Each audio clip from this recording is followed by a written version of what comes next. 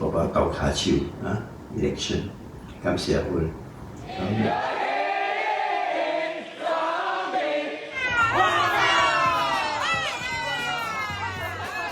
From walking the ground to rallying the support of netizens, the three presidential candidates have been stepping up their social media game, spreading their message and engaging with online audiences, especially the young.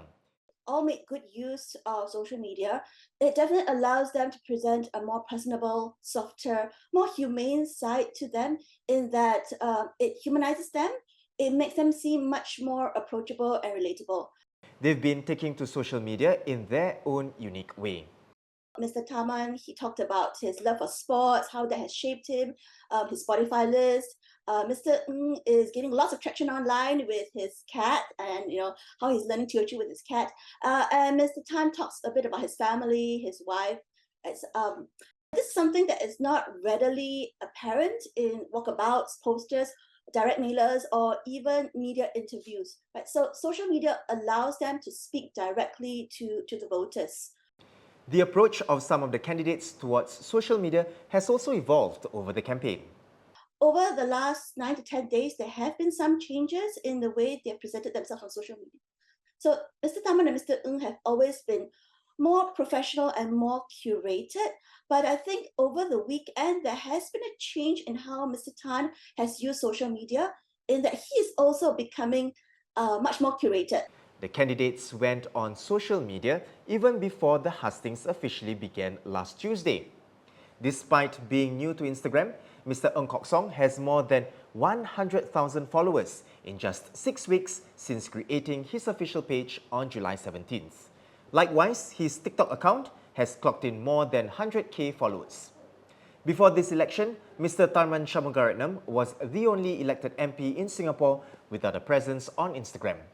But since joining the presidential race, he has gained more than 40,000 followers on the platform and over 15,000 on TikTok.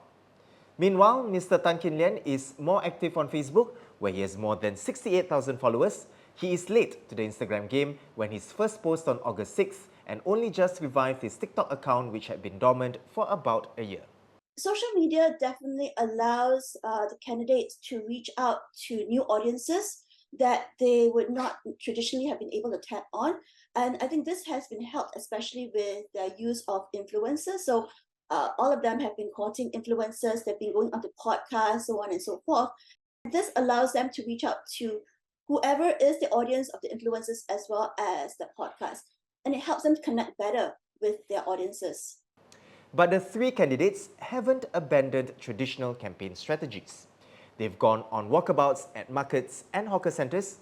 Mr. Tharman and Mr. Tan have also put up physical posters, but not Mr. Ng, who said his strategy is to target social media audiences. Traditional campaigning is still a must. Social media is still mediated communication, and nothing beats the human touch of walking the ground, talking to people, and connecting with them in person. So I think social media and traditional campaigning, they both complement each other rather than one being a replacement for the other.